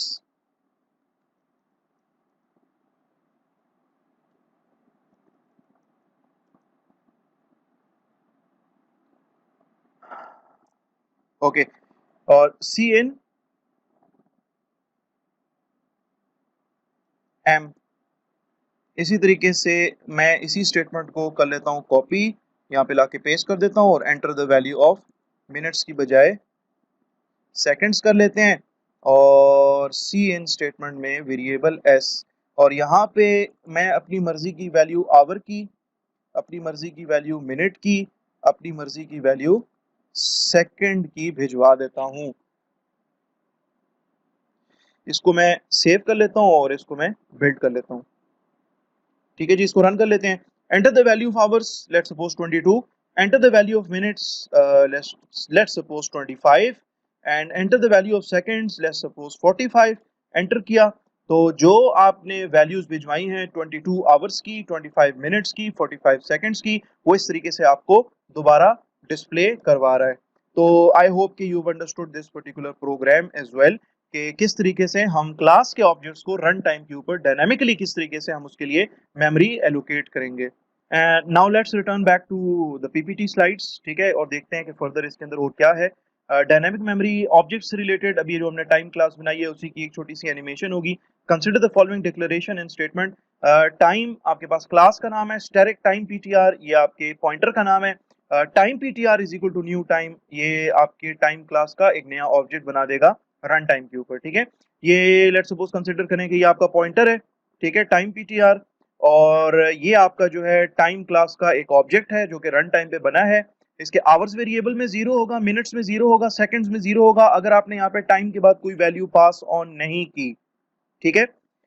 और इसका जो एड्रेस है, इस पर्टिकुलर ऑब्जेक्ट का जो एड्रेस है, मेमोरी एड्रेस, वो इस पीटीआर टाइम पीटीआर वेरिएबल के अंदर पड़ा होगा, और इस तरीके से ये एरो के थ्रू हम कह सकते हैं कि आपका ये जो पॉइंटर है ये इस पर्टिकुलर ऑब्जेक्ट को पॉइंट कर रहा है, ठीक है।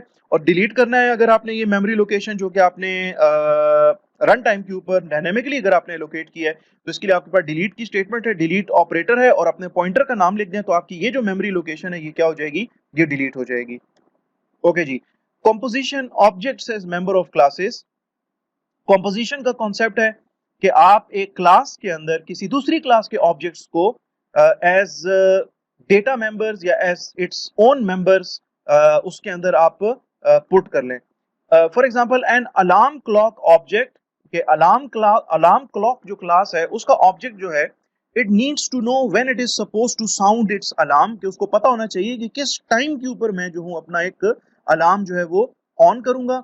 So why not include a time object, तो क्यों ना हम टाइम क्लास के ऑब्जेक्ट को अलार्म क्लॉक क्लास के अंदर एज इट्स मेंबर उसके अंदर हम शामिल कर दें। यानी कि अलार्म क्लॉक आपके पास एक अलग से क्लास है, टाइम जो है आपके पास एक अलग से क्लास है, तो क्यों ना अलार्म क्लॉक जो है उस क्लास के अंदर हम टाइम क्लास का ऑब्जेक्ट जो है वो इसके अंदर एज अ मेंबर हम अलार्म क्लॉक के अंदर शामिल कर दें, ठीक है।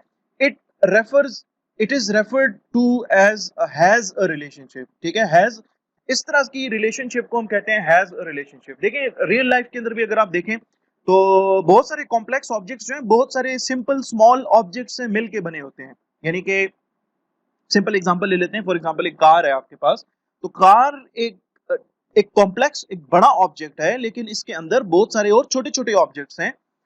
फॉर एग्जांपल कार के अंदर एक स्टीयरिंग व्हील होगा, कार के अंदर सीट्स होंगी, कार के अंदर इंजन होगा, कार के अंदर पेट्रोल का टैंक होगा। तो these are small objects which are contained in a larger object that is a car। तो हम कह सकते हैं कि car has a steering wheel, car has seats, car has an engine, car has a tank, ठीक है, fuel tank, तो इसलिए इसको कहा जाता है has a relationship. We will see how an object's constructor can pass arguments to member object constructors, ठीक है। हम ये भी देखेंगे कि एक ऑब्जेक्ट का कंस्ट्रक्टर जो है वो किस तरीके से आर्ग्यूमेंट पास कर सकता है एक अपने मेंबर ऑब्जेक्ट के कंस्ट्रक्टर्स को। तो इससे पहले कि हम आगे चलें एग्जांपल देख लेते हैं एक, ठीक है। यहाँ पे मैंने एग्जांपल जो है वो पहले से बनाई हुई है, उस एग्जांपल को यहाँ पे स्टडी कर लेते हैं, देख लेते हैं, जो कि कॉम्पोजिशन की एक सिंपल सी एग्जांपल है कि फॉर एग्जांपल हम ये कह सकते हैं कि यार एक एम्प्लॉय जो है ना, एम्प्लॉय एम्प्लॉय की हायर डेट भी हो सकती है, एम्प्लॉय की जो है ना डेट ऑफ बर्थ भी हो सकती है। An employee has date of birth and employee has a hire date, कि वो किस साल पैदा हुआ, यानी कि किस डे पे, किस मंथ में, किस ईयर में वो पैदा हुआ, और किस मंथ, किस ईयर, किस डेट को वो हायर हुआ, ठीक है। तो इसलिए यहाँ पे इस प्रोग्राम के अंदर हमने क्या किया, दो क्लासेस बनाई हैं। एक जो क्लास है वो डेट की क्लास है। डेट की जो क्लास है इसके अंदर प्राइवेट डेटा मेंबर्स मेरे पास तीन है, डे, मंथ एंड ईयर, तीनों इंटीजर्स हैं। Day means the date, month means the month, and year के किस जो भी ईयर की वैल्यू होगी वो इसके अंदर आके स्टोर होगी। ये आपका डिफॉल्ट कंस्ट्रक्टर है पब्लिक डेट, ये कॉल होगा तो आपके डे वेरिएबल में 0 चला जाएगा, मंथ में 0 चला जाएगा, ईयर में 0 चला जाएगा। ये आपका डेट क्लास का पैरामीटराइज कंस्ट्रक्टर है। इसके तीन आर्ग्यूमेंट्स हैं, तीनों इंटीजर टाइप की आर्ग्यूमेंट्स हैं। जब भी मैं डेट क्लास का कोई ऑब्जेक्ट बनाऊंगा, थ्रू दिस पैरामीटराइज कंस्ट्रक्टर, तो मैं उसको ना तीन आर्ग्यूमेंट्स पास करूंगा। पहला आर्ग्यूमेंट वेरिएबल डी में आके स्टोर होगा, दूसरा वेरिएबल एम में आके स्टोर होगा, तीसरा वेरिएबल वाई के अंदर आके स्टोर होगा। और ये जो कंस्ट्रक्टर है ये फर्दर आगे कॉल कर रहा है एक और फंक्शन को जो कि इस क्लास का फंक्शन है, डेट क्लास का, ठीक है, डेट क्लास का फंक्शन है, इसका नाम है सेट डेट। सेट डेट को हम पास कर रहे हैं यही वेरिएबल डी यानी कि डेट की वैल्यू, वेरिएबल एम यानी कि मंथ की वैल्यू, वेरिएबल वाई यानी कि ईयर की वैल्यू। तो सेट डेट फंक्शन जो है वो चलना शुरू हो जाएगा और सेट डेट फंक्शन को ये डी की वैल्यू यहाँ पे आके रिसीव होगी, वेरिएबल एम की वैल्यू यहाँ पे आके रिसीव होगी इस वेरिएबल एम में, और वेरिएबल वाई की वैल्यू ना यहाँ पे आके रिसीव होगी इस वेरिएबल वाई के अंदर। फिर इसके अंदर ना तीन फंक्शंस कॉल हो रहे हैं, set day, set month and set ear. Set day को आप ये वेरिएबल डी की वैल्यू भेज रहे हैं, सेट मंथ को आप वेरिएबल एम की वैल्यू भेज रहे हैं, सेट ईयर को आप वेरिएबल वाई की वैल्यू भेज रहे हैं। तो सेट डे क्या करेगा, वेरिएबल डी की वैल्यू जो आप इसको भिजवा रहे हो वो अपने वेरिएबल डी में आके कॉपी करेगा और फिर इस अपने वेरिएबल डी की वैल्यू उठा के क्लास के वेरिएबल डे के अंदर ले जाके स्टोर कर देगा। ये आपका क्लास का वेरिएबल डे है। फिर इसी तरीके से सेट मंथ जो है वो मंथ वेरिएबल की वैल्यू क्लास की वेरिएबल मंथ की वैल्यू सेट करेगा और सेट ईयर जो है वो क्लास की वेरिएबल ईयर की वैल्यू सेट करेगा। यहाँ पे फिर मेरे पास एक आखिरी फंक्शन है इस क्लास के अंदर, डेट क्लास के अंदर, जिसका नाम है प्रिंट डेट। ये क्या करेगा यार, ये डेट को प्रिंट करेगा, यानी कि वेरिएबल डे फिर फॉरवर्ड स्लैश वेरिएबल मंथ की value forward slash variable year की वैल्यू ये प्रिंट कर देगा स्क्रीन के ऊपर, ठीक है। और ये आपका वेरिएबल ये जो आपकी जो क्लास हमने डिस्कस की है इस क्लास का नाम है डेट क्लास। ओके जी। इसके बाद आपकी एक और क्लास स्टार्ट होती है एम्प्लॉय की क्लास। एम्प्लॉय की क्लास के अंदर अगर आप गौर से देखें तो इंटीजर टाइप का एक वेरिएबल है आईडी, स्ट्रिंग टाइप का एक वेरिएबल है फर्स्ट नेम, स्ट्रिंग टाइप का एक वेरिएबल है लास्ट नेम, डेट टाइप का एक वेरिएबल है डेट ऑफ बर्थ और डेट टाइप का एक वेरिएबल है हायर डेट, ठीक है जी। यहां पे इंटीजर टाइप का एक वेरिएबल, दो स्ट्रिंग टाइप के वेरिएबल्स और दो आपके डेट टाइप के वेरिएबल्स। और डेट क्या है, डेट अभी अभी ऊपर आपने जो क्लास डिफाइन की है ये वाली डेट क्लास, ठीक है। ये जो डेट क्लास आपने डिफाइन की है ना उसके दो ऑब्जेक्ट्स आपने यहां पर क्या कर दिए, यहां पर उसके दो ऑब्जेक्ट्स आपने क्रिएट कर दिए, डिक्लेयर कर दिए आपने। पब्लिक ये एम्प्लॉय क्लास का पैरामीटर्स वाला कंस्ट्रक्टर है। इसको ना आप इंटीजर टाइप की एक वैल्यू पास करेंगे और वो वैल्यू ले जाके अपने आईडी वेरिएबल के अंदर स्टोर कर देगा। स्ट्रिंग टाइप की आप इसको वैल्यू पास करेंगे तो वो स्ट्रिंग टाइप की वैल्यू उठा के ना फर्स्ट नेम वेरिएबल के अंदर स्टोर कर देगा। स्ट्रिंग टाइप का एक वेरिएबल इसको पास करेंगे, वैल्यू पास करेंगे, वो उस वैल्यू को ले जाके क्या करेगा लास्ट नेम वाले वेरिएबल के अंदर कॉपी कर देगा। फिर डेट टाइप का आप इसको एक ऑब्जेक्ट पास करेंगे, डीओबी वेरिएबल के अंदर वो ऑब्जेक्ट आएगा और डीओबी वेरिएबल की वैल्यू जो होगी वो डेट ऑफ बर्थ वेरिएबल के अंदर जाके स्टोर हो जाएगी जो कि एम्प्लॉय क्लास का डेटा मेंबर है। इसी तरीके से डेट टाइप की डीओएच यानी कि डेट ऑफ हायर वो वैल्यू जो है वो कॉपी होगी हायर डेट वेरिएबल के अंदर जो कि हायर डेट वेरिएबल आपकी क्लास का वेरिएबल है और इसकी टाइप क्या है, इसकी टाइप डेट है। और डेट क्या चीज है, डेट खुद एक क्लास का नाम है, date is the name of an another class. तो मेरे पास ना एम्प्लॉय क्लास के अंदर डेट क्लास के दो वेरिएबल्स मैंने यहाँ पे डिक्लेयर किए हैं, यानी कि एम्प्लॉय क्लास है बजाते खुद लेकिन इसके अंदर डेट क्लास के दो डेटा मेंबर्स या डेट क्लास के मैंने दो वेरिएबल्स इसके अंदर डिक्लेयर कर दिए हैं। फिर यहाँ पे डिस्प्ले का मेथड है, ये आपको एम्प्लॉय की आईडी दिखाएगा। कहां से दिखाएगा, आईडी वेरिएबल। ये एम्प्लॉय का फर्स्ट नेम दिखाएगा, कहां से दिखाएगा, जो आपकी क्लास का वेरिएबल है ना फर्स्ट नेम, एम्प्लॉय क्लास का जो वेरिएबल है फर्स्ट नेम यहां से वैल्यू दिखाएगा। फिर ये एम्प्लॉय लास्ट नेम, ये लास्ट नेम वेरिएबल है ना क्लास का लास्ट नेम, यहां से आपको ये वैल्यू दिखाएगा रिटर्न करके। Then employee date of birth, employee की डेट ऑफ बर्थ शो करनी है तो डेट ऑफ बर्थ कैसे शो होगी, आपकी क्लास का ये एम्प्लॉय क्लास का डेटा मेंबर है ना डेट ऑफ बर्थ, ठीक है, ये बिलोंग करता है डेट क्लास से, this belongs to the date class. तो डेट क्लास के अंदर एक मेथड है print date. Print date method क्या करता है, वो आपको डे की वैल्यू फॉरवर्ड स्लैश मंथ की वैल्यू फॉरवर्ड स्लैश ईयर की वैल्यू वो रिटर्न करके देगा, यानी कि वो प्रिंट करके देगा आपको। फिर यहाँ पे मैंने लिखा है एम्प्लॉय डेट ऑफ हायरिंग, तो आपकी इस क्लास के अंदर एम्प्लॉय क्लास के अंदर एक वेरिएबल है हायर डेट। तो हायर डेट वेरिएबल जो है वो ऑलरेडी इनिशियलाइज हो चुका है इसके कंस्ट्रक्टर के अंदर, तो इसकी जो वैल्यू होगी वो डेट क्लास का जो प्रिंट डेट मेथड है, डेट क्लास का जो प्रिंट डेट मेथड है उसको हम कॉल करेंगे और वो डेट की वैल्यू, मंथ की वैल्यू, ईयर की वैल्यू आपको प्रिंट करके दिखा देगा। यहाँ पे आपकी जो क्लास है एम्प्लॉय की क्लास वो भी कंप्लीट हो जाती है। देन यहाँ पे मैं कहता हूँ यार कि मैंने यहाँ पे 3 वेरिएबल्स डिक्लेयर करता हूँ, integer day, integer month, integer year. मैं कहता हूँ यार enter the day of birth, तो डे वेरिएबल में डेट ऑफ बर्थ की वैल्यू चली जाएगी। Enter the month of birth, तो मंथ वेरिएबल के अंदर, ये जो मंथ वेरिएबल मैंने मेन फंक्शन के अंदर बनाया हुआ है, इसकी मंथ की वैल्यू चली जाएगी। Enter the year of birth, के किस साल बंदा पैदा हुआ था उसकी ईयर की वैल्यू यहाँ पे इस वेरिएबल के अंदर आके स्टोर हो जाएगी। फिर मैं क्या करूंगा कि यहाँ पे डेट क्लास का एक वेरिएबल या डेट क्लास का एक ऑब्जेक्ट बनाऊंगा जिसका नाम होगा डीओबी, और इसको ना मैं ये जो day variable, month variable, year variable की जो वैल्यूज आई है ना, वो मैं इसको एज एन आर्ग्यूमेंट पास कर रहा हूं। तो यहाँ पे क्या होगा कि डेट क्लास का एक नया ऑब्जेक्ट बनेगा जिसका नाम होगा डीओबी, और इस ऑब्जेक्ट के अंदर डे की वैल्यू होगी, मंथ की वैल्यू होगी और ईयर की वैल्यू होगी जो कि यूजर ने प्रोवाइड की है। तो आपका एक ऑब्जेक्ट बन गया। इसके बाद सी आउट स्टेटमेंट में कह रहा हूं enter the day of hiring, वो इसी डे वेरिएबल में जाके स्टोर हो जाएगी। Enter the month of hiring, वो इसी मंथ वेरिएबल में आके स्टोर हो जाएगी जो कि आपके इस मेन फंक्शन के अंदर डिक्लेयर्ड है। फिर enter the year of hiring, वो इस ईयर वेरिएबल के अंदर आके स्टोर हो जाएगी। फिर इसके बाद मैं क्या करता हूं कि डेट डेट टाइप का एक और वेरिएबल या एक और ऑब्जेक्ट बना रहा हूं जिसका नाम है हायर डेट, और इसको मैं इनिशियलाइज कर देता हूं, मैं इसका कंस्ट्रक्टर कॉल करता हूं और इसको मैं डे वेरिएबल की वैल्यू, मंथ वेरिएबल की वैल्यू और ईयर वेरिएबल की वैल्यू भिजवा रहा हूं एज एन आर्ग्यूमेंट। इसके बाद एम्प्लॉय क्लास का मैं एक नया ऑब्जेक्ट बना रहा हूं वेरिएबल ई, और इसको ना मैं पांच पांच इसको मैं क्या पास कर रहा हूं, इसको मैं 5 आर्ग्यूमेंट्स पास कर रहा हूं।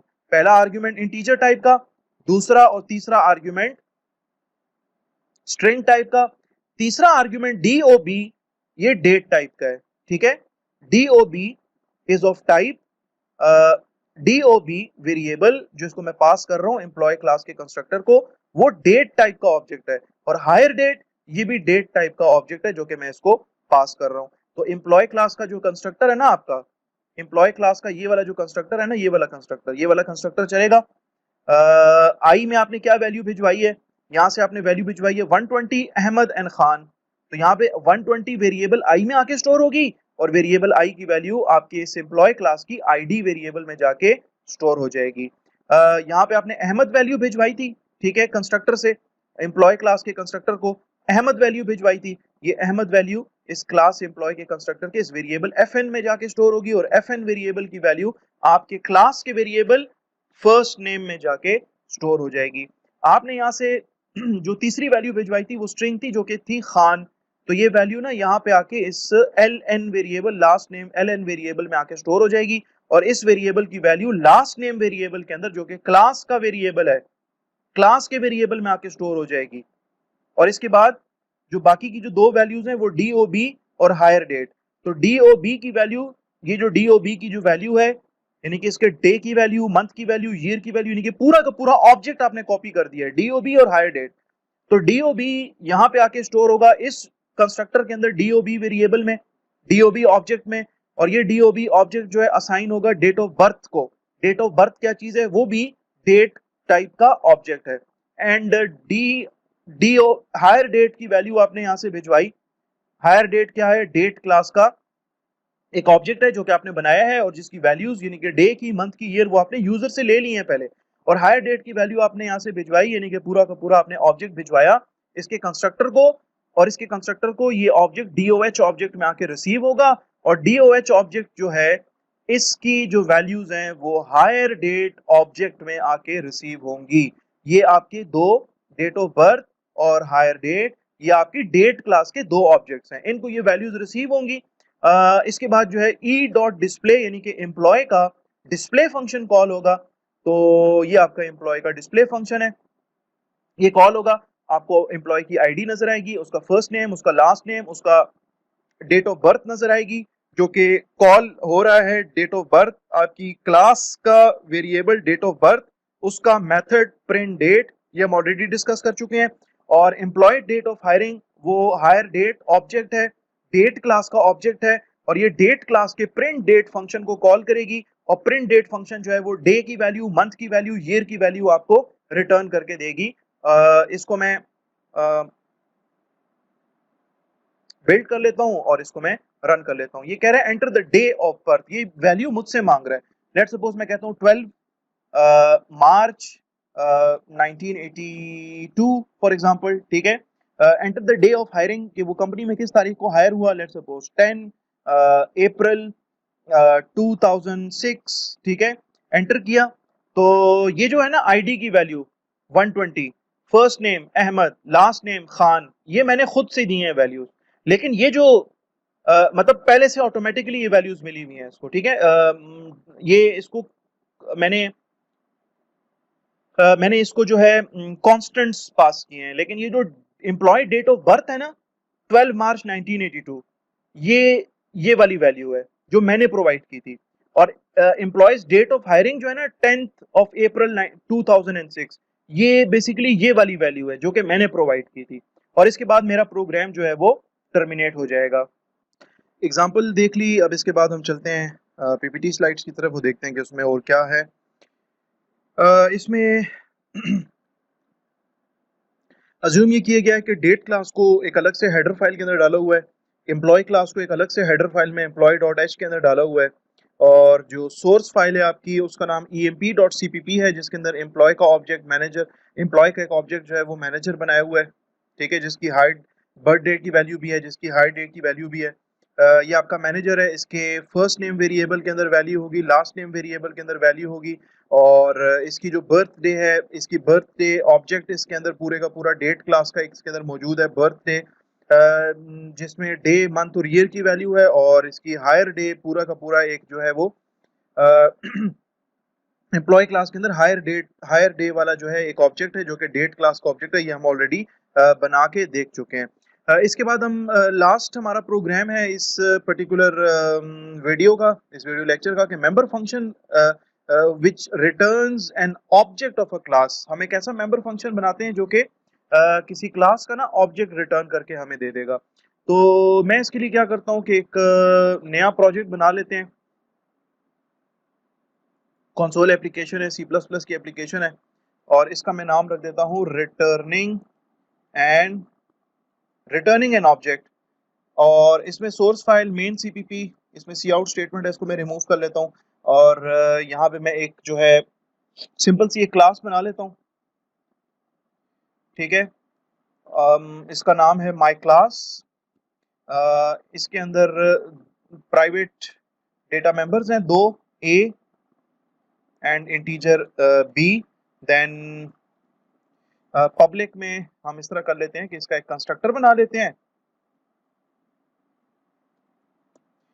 जो कि क्या करेगा, इसको मैं दो वेरिएबल्स यानी कि दो वैल्यूज इसको मैं पास कर लूंगा। इंटीजर ए, अगर उसमें यूजर ने वैल्यू जो है at the time of creating object अगर वैल्यू डाल दी तो ठीक है, वरना वैल्यू जो है वेरिएबल ए में जाके 0 स्टोर हो जाएगी। और इसी तरीके से बी के साथ भी हम यही काम कर रहे हैं।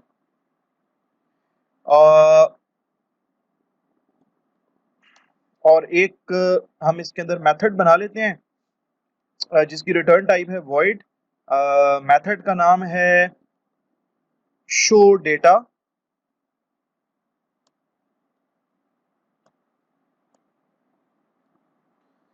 शो डेटा क्या करेगा, ये हमें डिस्प्ले करेगा ए और बी की वैल्यूज।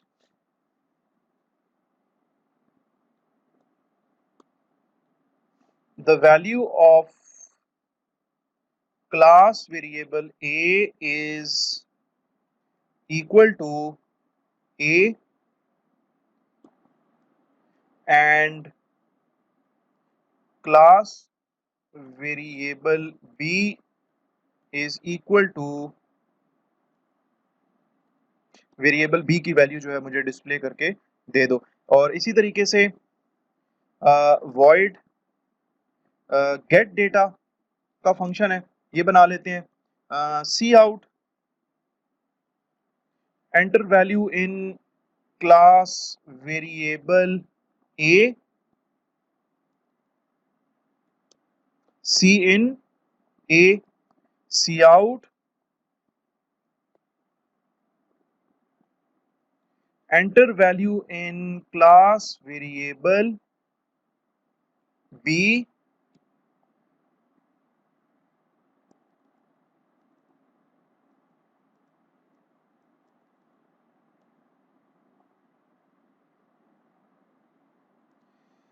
यहाँ पे सी इन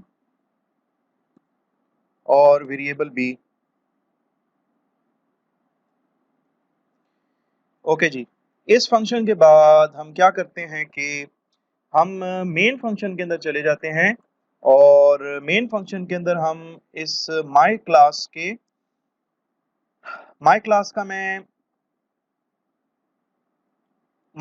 का बेसिकली मैं क्या करता हूँ कि 3 ऑब्जेक्ट्स बना लेता हूँ, ठीक है। obj1, obj2 and obj3। इसी तरीके से मैं क्या करता हूँ कि इस क्लास के अंदर मैं एक और फंक्शन बना लेता हूँ जिसकी रिटर्न टाइप है माई क्लास रिटर्न टाइप, यानी कि ऑब्जेक्ट रिटर्न करेगा ये, और इसका नाम है एड डेटा, ठीक है। इसको मैं जस्ट यहाँ पे क्या कर रहा हूँ, जस्ट यहाँ पे डिक्लेयर कर रहा हूँ, इसको मैं डिफाइन करूंगा क्लास की बॉडी से बाहर। डिफाइन करने से पहले इसके अंदर हम एक जो है टाइप ऑफ आर्ग्यूमेंट, एक आर्ग्यूमेंट इसके अंदर हम भेजेंगे जो कि माई क्लास टाइप का आर्ग्यूमेंट होगा, और इसको मैं क्लास की बॉडी से बाहर जो है वो डिफाइन करता हूँ। सबसे पहले मैं इसकी रिटर्न टाइप लिखूंगा, ठीक है।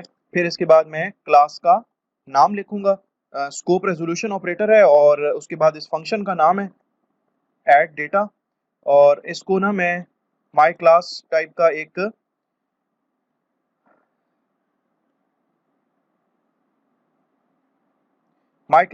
एक आर्ग्यूमेंट इसको पास कर दूंगा, और इसके अंदर मैं सबसे पहले क्या करूंगा, माई क्लास टाइप का ही एक वेरिएबल डिक्लेयर करूंगा, और मैं लिखूंगा temp dot a is equal to a plus t2 dot a. ये मैं भी आपको थोड़ी देर के अंदर डिस्कस भी करता हूँ आपके साथ।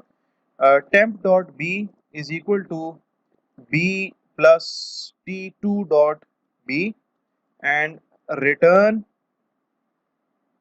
टेम्प, ठीक है। अभी इसको मैं एक्सप्लेन भी करता हूँ। यहाँ पे मैं लिखता हूँ जी obj1 obj1 dot get data,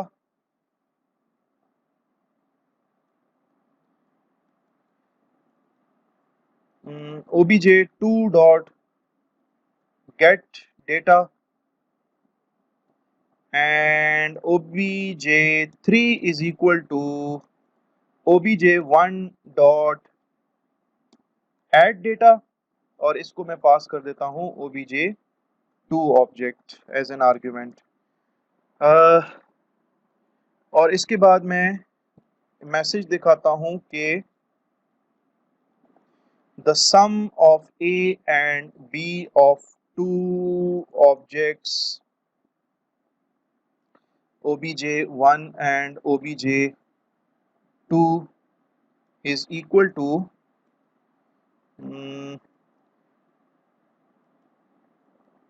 obj3 dot show data। इसको मैं एक दफ़ा सेव कर लेता हूँ, इसको मैं बिल्ड कर लेता हूँ, देखता हूँ कोई एरर तो नहीं है इसके अंदर। ओके, एक एरर है, मैं इसको सॉर्ट आउट करता हूँ और फिर उसके बाद वीडियो को रिज्यूम कर लूँगा। अच्छा डियर स्टूडेंट्स, इतनी कोई ख़ास गलती नहीं थी, बहुत बड़ी गलती नहीं थी, एक छोटी सी गलती है इसके अंदर। मैंने ये जो मेरा मेथड है ना ऐड डेटा, इसको मैंने क्लास की बॉडी से बाहर मैंने इसको डिफाइन किया है, ठीक है। तो यहाँ पे मैंने लिखा ये जो माई क्लास है ना, ये बेसिकली इसकी रिटर्न टाइप है।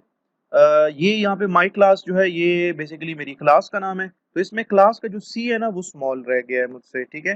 तो ये मिस्टेक है, बाकी इसमें और कोई भी मिस्टेक नहीं है। मैं इसको सेव कर लेता हूँ और मैं इस प्रोग्राम को एक दफ़ा रन कर देता हूँ, बिल्ड कर लेता हूँ और इसको रन कर लेता हूँ।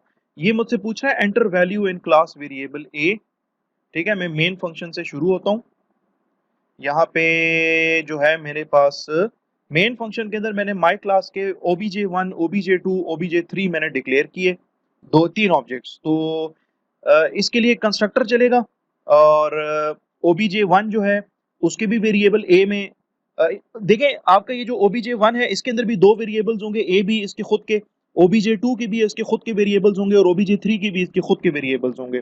obj1 की भी a और b में 0 है, obj2 की भी a और b वेरिएबल में 0 है और obj3 की भी a और b वेरिएबल के अंदर 0 है। क्योंकि यहाँ पे मैंने कहा है कि यार अगर यहाँ पे मैं इस जगह पे ना कोई at the time of creating these objects अगर मैं लेट्स सपोज इस तरीके से ब्रैकेट्स के अंदर कोई वैल्यू अगर पास नहीं करता हूँ, दो इंटीजर्स अगर मैं पास ना करूं तो वेरिएबल a और वेरिएबल b को 0 असाइन कर दो, ठीक है।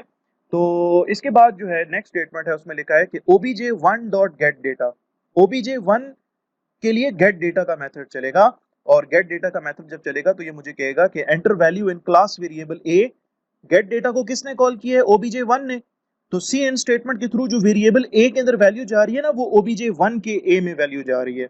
इसी तरीके से enter value in class variable b, ये मुझे कह रहा है कि क्लास वेरिएबल b के अंदर वैल्यू डालो। सी इन इनपुट स्टेटमेंट वेरिएबल b का मैंने नाम लिखा है जो कि क्लास का वेरिएबल है, यहाँ पे डिक्लेयर्ड है, प्राइवेट डेटा मेंबर है। तो गेट डेटा को कॉल किसने किया है? गेट डेटा को तो कॉल किया है लाइन नंबर 38 के ऊपर obj1 ऑब्जेक्ट ने। तो obj1 के जो b वेरिएबल की वैल्यू है ना वो इसके अंदर पुट हो जाएगी इसके अंदर, यानी कि वेरिएबल a और b की वैल्यूज सेट हो जाएंगी फॉर obj1। फिर इसके बाद लिखा है obj2 डॉट गेट डेटा। तो ये गेट डेटा मेथड फिर चलेगा लेकिन obj2 के ऑब्जेक्ट्स की वैल्यू, obj2 जो ऑब्जेक्ट है उसके वेरिएबल्स a और b के अंदर वैल्यू जो है वो पुट कर देगा। फिर इसके बाद जो है मैंने यहाँ पे लिखा है कि यार obj1 जो है ना उसका ऐड डेटा मेथड कॉल करो, obj1 का ऐड डेटा मेथड कॉल करो और उसके अंदर ना obj2 पूरे का पूरा ऑब्जेक्ट भिजवा दो। obj2 जो पूरे का पूरा ऑब्जेक्ट है obj2 वो इसके अंदर भिजवा दो। तो ये याद रखें कि ऐड डेटा को कॉल किसने किया है? ऐड डेटा को कॉल किया है obj1 ने, ठीक है। तो आपका ये ऐड डेटा का जो मेथड है ये चलना शुरू हो जाएगा और यहाँ पे आपने पास किया obj2 ऑब्जेक्ट। तो obj2 ऑब्जेक्ट जो है ना वो यहाँ पे इस माई क्लास का ये जो ऑब्जेक्ट यहाँ पे डिक्लेयर है t2, इसके अंदर इसका सारा यानी कि obj2 के वेरिएबल a और b की वैल्यू जो है ना वो इस t2 के a और b के अंदर जाके क्या हो जाएंगी? कॉपी हो जाएंगी। जो आपके obj2 के अंदर जो वैल्यूज थी ना, ये obj2 dot get data method जो आपने कॉल किया था तो इसके आपने obj2 के वेरिएबल a वेरिएबल b की वैल्यूज इसके अंदर आपने भिजवाई थी ना। तो जब ये ऐड डेटा का मेथड जब कॉल होगा तो यहाँ पे आप ऐड डेटा को क्या पास कर रहे हो? obj2 पास कर रहे हो ऑब्जेक्ट। तो इस ऑब्जेक्ट के वेरिएबल a और वेरिएबल b की जो वैल्यूज होंगी ना वो t2 ऑब्जेक्ट के अंदर जाके स्टोर हो जाएंगी। मींस के जो obj2 के a और b की वैल्यूज है वही वैल्यूज t2 के a और b की वैल्यूज हो जाएंगी, ठीक है। मैं एक्चुअली मैंने ये जो मेथड बनाया है ना ऐड डेटा का, ये मैंने कहा यार obj1 का a और obj2 का a इसको ऐड कर दो, obj1 का b और obj2 के b को आपस में ऐड कर दो, ठीक है। तो अब क्या है यहाँ पे मैंने इस मेथड के अंदर माई क्लास, मेरी ये जो क्लास है माई क्लास, इसका मैंने एक ऑब्जेक्ट बनाया है जिसका नाम है टेम्प, ठीक है। ये ऑब्जेक्ट बन रहा है डिफॉल्ट, इसका सॉरी जो कंस्ट्रक्टर चलेगा तो इस टेम्प के a और b के अंदर भी 0 डाल देगा क्योंकि मैंने यहाँ पे कोई वैल्यू भी मेंशन नहीं की है a और b के रिलेटेड। तो यहाँ पे मैं फिर कह रहा हूँ कि यार आप इस तरह करो कि a अब किस ऑब्जेक्ट का a यहाँ पे जो है एक्सेसिबल होगा या किस ऑब्जेक्ट का a जो है ना वो यहाँ पे एक्सेसिबल होगा। बेसिकली उस ऑब्जेक्ट का a एक्सेसिबल होगा जिसने आपके इस मेथड ऐड डेटा को कॉल किया है। तो चलो देखते हैं ऐड डेटा को किसने कॉल किया है। भाई ऐड डेटा को तो obj1 ने कॉल किया है। तो यहाँ पे जो a एक्सेसिबल होगा ना वो obj1 का a एक्सेसिबल होगा। इसके साथ ऐड करो t2 का a, तो t2 तो ये वाला ऑब्जेक्ट है और इस ऑब्जेक्ट को इनिशियलाइज किसने किया है? यहाँ पे हमने obj2 का जो वेरिएबल a है और वेरिएबल b है वो हमने इसके अंदर क्या कर दिया था, हमने यहाँ से obj2 कॉपी किया है ना। तो obj2 के वेरिएबल a और b की वैल्यूज इस पर्टिकुलर ऑब्जेक्ट के a और b में जाके कॉपी हो जाएंगी। तो मींस के t2 डॉट a का मतलब ही यही है, ऑब्जेक्ट जो obj2 है उसका a। तो यहाँ पे जो a है इसका मतलब है इस सिर्फ ए का मतलब है कि यार वो वाला ऑब्जेक्ट जिसने ऐड डेटा मेथड को कॉल किया था उस पर्टिकुलर ऑब्जेक्ट का वेरिएबल ए। तो ऐड डेटा को तो कॉल किया obj1 ने, तो यहाँ पे obj1 का ए एक्सेसिबल होगा, वो ऐड होगा obj2 के ए के साथ, और रिजल्ट कहाँ स्टोर होगा? ये जो आपने जो एक टेम्पररी एक ऑब्जेक्ट बनाया है टेम्प के नाम से, इसके वेरिएबल ए के अंदर obj1 का ए और obj2 का ए, उनका सम जो है वो इस टेम्प ऑब्जेक्ट के वेरिएबल ए के अंदर जाके स्टोर हो जाएगा। इसी तरीके से obj1 का बी और obj2 जो आपका ऑब्जेक्ट है उसका बी वेरिएबल, इनकी वैल्यूज आपस में एडअप हो जाएंगी और रिजल्ट कहां स्टोर होगा? रिजल्ट स्टोर होगा इस टेम्पररी ऑब्जेक्ट के वेरिएबल बी के अंदर जाके इसका जो रिजल्ट होगा वो स्टोर हो जाएगा। जब आपके इस टेम्पररी ऑब्जेक्ट के वेरिएबल ए की वैल्यू सेट हो गई, टेम्पररी ऑब्जेक्ट के वेरिएबल बी के अंदर वैल्यू आ गई, असाइन हो गई, तो अब हम क्या करेंगे? अब हम रिटर्न करेंगे इस टेम्प वेरिएबल को। इसकी टाइप क्या है टेम्प वेरिएबल की? टेम्प वेरिएबल की टाइप है माई क्लास, ठीक है।